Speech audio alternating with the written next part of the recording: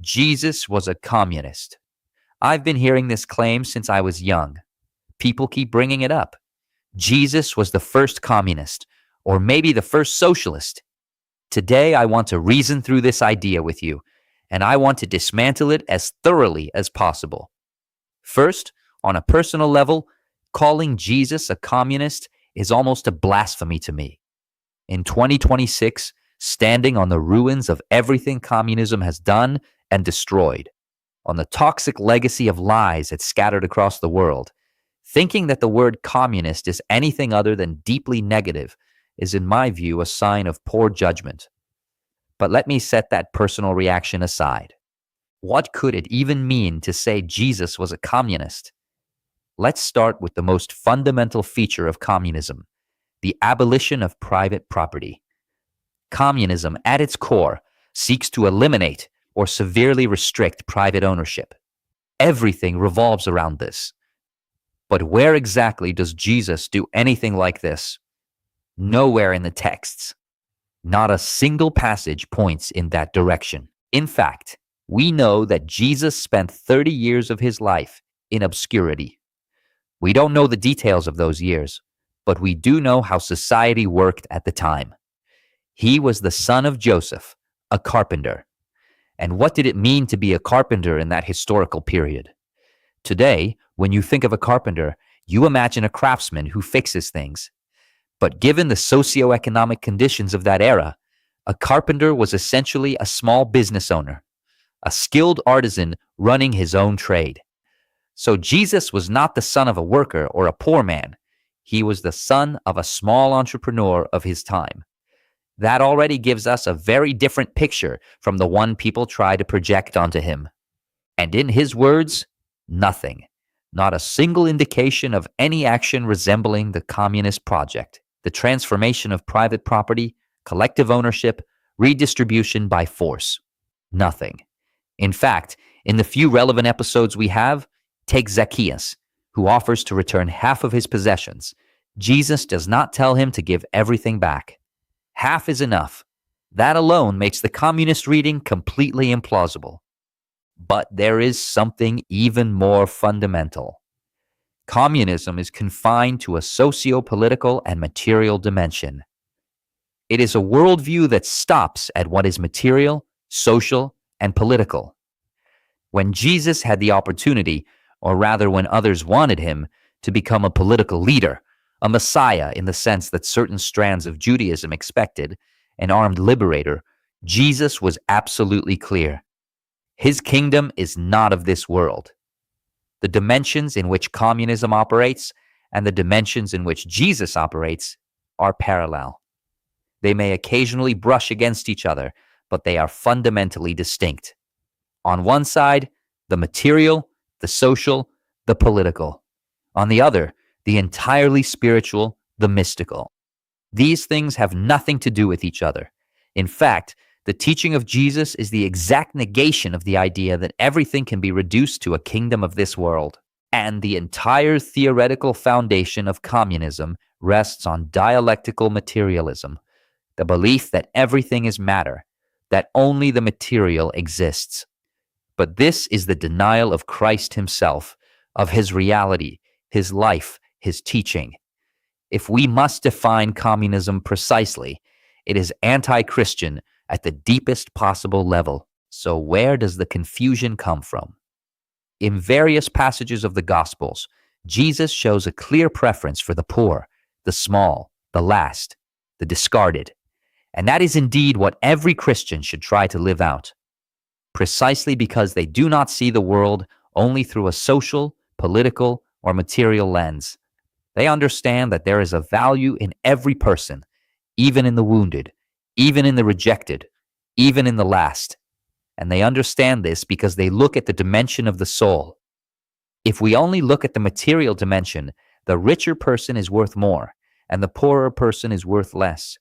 The stronger, the younger, always on top. That is a ruthless logic, and it is exactly the logic Jesus deeply rejects.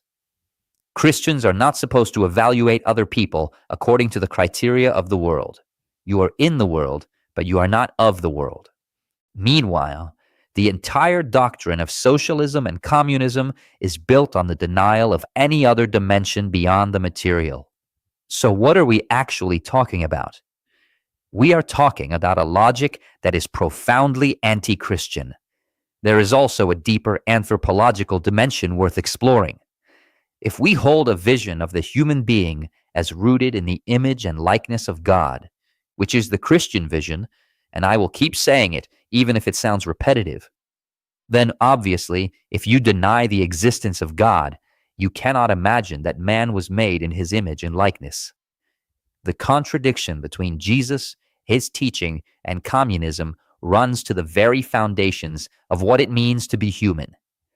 I understand that saying Jesus was the first socialist makes for a useful and simple slogan, but it reflects a profound ignorance of Scripture and of what communism actually is. It means having understood neither one nor the other. I want to add one more thing.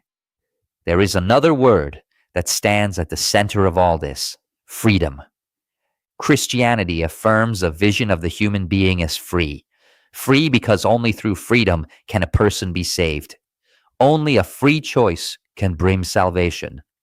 So the theme of individual freedom, I won't say it was invented by Christianity, but it was certainly propagated in a deep, radical, and pervasive way by the Christian message. Communism is its total negation, because communism sacrifices individual freedom for the sake of a utopian collectivism, conceived by a human mind and imposed on everyone else through coercion. Where is the coercion in Jesus? He made it clear. The faith cannot be spread by coercion because it simply does not work that way. Christianity is not a set of external forms where repeating the right gestures makes you a member. Christianity is an act of faith. Either you have faith, which is the freest thing that exists because it is interior, it comes from within, or you are not a Christian. There is no room for external compulsion. These two things cannot dialogue. Now, having said all this, I do want to acknowledge something. This preference of Jesus for the small and the weak has translated over the centuries and millennia into real action by saints, by Christians of all kinds, on behalf of the poor and the marginalized. There is a long tradition of Christian social activity and charity. Think of the schools, the hospitals of the Middle Ages, built and run by religious orders, caring for children and the sick. Think of Don Bosco. Think of the vast network of charitable work Christians have done throughout history. But what does any of this have to do with communism? Nothing. Thinking that Christian charity can be assimilated into communism means not knowing what communism is. We tend to have this oversimplified image that communism is the party of the workers, the movement of the poor, acting in the interest of the poor. But history tells us otherwise. Communism has created far more poverty than capitalism or any other system we can imagine. There is a famous quip: communism loves the poor so much it wants us all to become poor. Whoever said it understood the point well. Wealth is not created by communism, so it cannot be distributed by communism. What do you redistribute if you create nothing? So, this story of the communist Jesus, which has haunted me for years, needs to be put to rest. If you hear someone make that claim, share this video with them. Because all of this is part of a larger plan. A plan to destroy our identity at its roots. A plan of self-destruction in which we are trapped, and which works precisely by undermining our spiritual foundation. The soul of the West. And while Christianity is not Western, the West is Christian. This Western soul is being deliberately eroded through doubt, deconstruction, and false associations exactly like this one. We underestimate, and this is something I have been reflecting on lately, we underestimate the lasting impact of communist propaganda. That propaganda was financed by the Soviet Union, the second most powerful force in the world, which funded intellectuals and artists, almost always indirectly, always cleverly, to spread certain ideas and certain ways of thinking. This idea about Jesus was almost certainly one of them. How else could something so foolish, so disconnected from reality, still circulate on social media today? These are the toxic residues of that propaganda, like the waste from an abandoned nuclear plant, still radioactive, still in circulation. It will take centuries to neutralize them. And if you think that is far-fetched, consider this. Even part of the propaganda around alien life was financed by communist networks to undermine the Christian roots of Western civilization.